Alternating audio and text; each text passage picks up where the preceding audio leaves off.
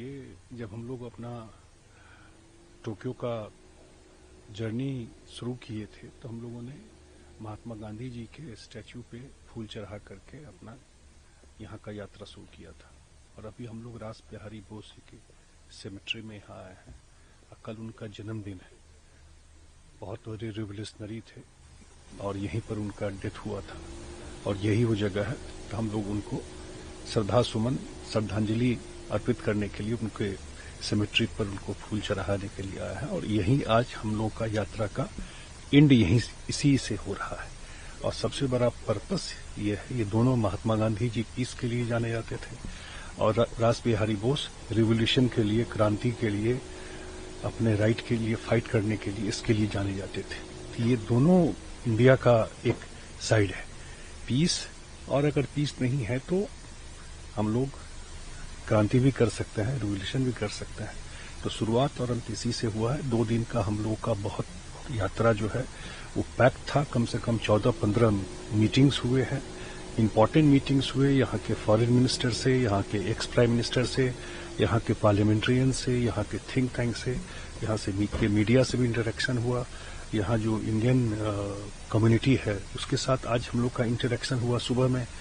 और back to back हम लोगों का ये रहा। और जो पर्पस था विजिट का, जिस पर्पस के लिए जो ऑल पार्टी डेलीगेशन यहाँ आया हुआ है, वो पर्पस हम लोगों को लगता है कि लार्जली हम लोग अपनी बात रख पाए। खास करके जब हम लोगों ने फोटोग्राफ्स दिखाए, हम लोगों ने डिटेल शेयर किया है इनको, तो मुझे तो लगता है कि बिल्कुल इन लोग को ये समझ में जो यहाँ का जो गवर्नमेंट में लोग हैं कि आ रहा है कि कहीं न कहीं पाकिस्तान का के सरकार का और खास करके उसके आर्मी का इन्वॉल्वमेंट है इस सारे टेररिस्ट। और जो सीरीज ऑफ जो रहा है पास्ट का ट्रैक रिकॉर्ड जो इंडिया में हुआ है, तो उसमें बिल्कुल उनको ये लगता है कि मुझे तो जरूर लगता है कि उन लोगों को ये लगा कि नहीं, उसमें इन्वॉल्वमेंट है।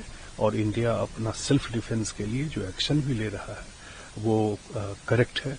और खास करके जो इनोसेंट लोग मारे गए और जिस टाइप से उनको सेग्रीगेट करके मारा गया और जिस टाइप से मेल मेंबर को मारा गया और फीमेल को छोड़ दिया गया कि आप जाके बता दो मोदी जी को, ये कह के, तो ये सारी बात लग रहा था। और जो 1 वीक पहले उनके जो आर्मी चीफ है मुनीर, वो जिस टाइप से हेट स्पीच दिया था और उसी का एक कल्मिनेशन था जो वो लोग तो उस समय उतना नहीं समझ पाए कि ये किसको ये इशारा कर रहे हैं।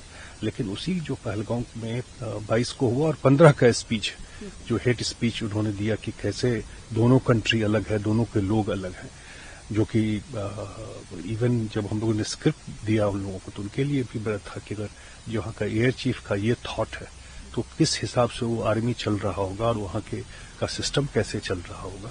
तो ये मुझे लगता है कि काफी सक्सेसफुल ये जो सरकार का प्रधानमंत्री जी का था कि ऑल पार्टी डेलीगेशन भेजा जाए। तो एक तो ऑपरेशन सिंदूर को लेकर के उनको सारी जानकारी मिली कि हम लोगों का जो हम लोगों ने एक्शन भी लिया वो सिर्फ टेररिस्ट का जो इंफ्रास्ट्रक्चर था उसके ऊपर लिया। ऑपरेशन सिंदूर में बड़ा ही प्रिसीजन के साथ डिसाइसिव एक्शन था। ये लोग ज्यादा प्रिसीजन यहाँ पे समझते हैं, तो उनको इनके लिए ये भी था कि बिल्कुल प्रिसीजन के साथ हमारे एयरफोर्स ने उसी जगह टारगेट किया जहां पर ट्रेनिंग कैंप था, कि सिविलियन को वो नहीं किया। दूसरा, फ्यूचर में जो इंडिया का जो अपना एक स्टैंड है न्यू नॉर्मल का, वो बात उनको समझ में आया। तीसरा, कि न्यूक्लियर ब्लैकमेल जो पाकिस्तान करता है वो अब देश इसमें ये करिए, उसके बैकग्राउंड में, उसके घर में अगर हमारे सिविलियन को वो करेंगे टारगेट, टेररिस्ट एक्टिविटी करेंगे, तो India will not going to tolerate any more. ये उनको समझ में आया। प्लस जो इंडस रिवर को लेकर के जो हम लोग इवेंट्स में डाला है, तो वो भी रीजन बताया कि क्या वजह है। और 2-2.5 साल पहले से हम लोग ये बात कह रहे हैं। और ये भी कि जो हमारे प्रधानमंत्री जी ने कहा कि blood and water can not flow together, ये भी एक चीज है कि वो जो पर्पस था उसका जब 1960 में हुआ था, तो उस समय उसका पर्पस उसके प्रियम्बल में दिया हुआ है कि कॉपरेशन एंड फ्रेंडशिप। तो कहाँ कॉपरेशन और फ्रेंडशिप है?